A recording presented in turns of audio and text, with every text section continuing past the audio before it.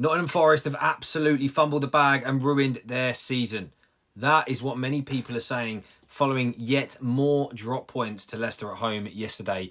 And it's fair to see why many people are saying this. At the end of the day, Forest at the business end of this Premier League season have got 1 win in 7 games, and that includes the FA Cup semi-final. And really, when it matters most, we are now starting to see this team, who many said didn't belong in that league position, start to drop off and really fumble. And many are saying the bubble has burst. Now, I do want to break down this statement because it is fair and it is valid to sit here and criticise the dip towards the end of the season. Many will say bottlers because, of course, when the pressure's got too high, they've faded away. However, and of course, we've got to also acknowledge these ugly scenes we saw yesterday. The owner on the pitch seemingly berate Nuno Espirito. I can't say his name. I'll call him Nuno. Sit there and berate Nuno, which obviously is ugly scenes and everyone's condemned it. He did claim it was for over the a 1 year injury. I don't know about that.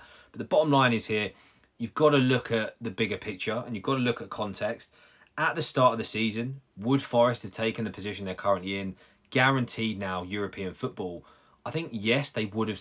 Obviously, any Forest fan would have said European football, trip to Wembley, will absolutely take it. So it's important to remember this and not to get too carried away in, oh, they've bottled it this, they've bottled it that. At the end of the day, we kind of did predict this on the podcast that eventually they would fade off.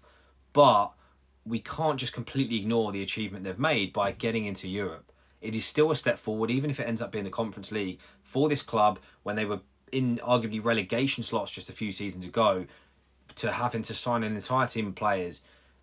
This is still a big deal for Forest. And I think Forest fans and pundits and critics have got to still remember that at the end of the day, it is still a good season and it's still an achievement.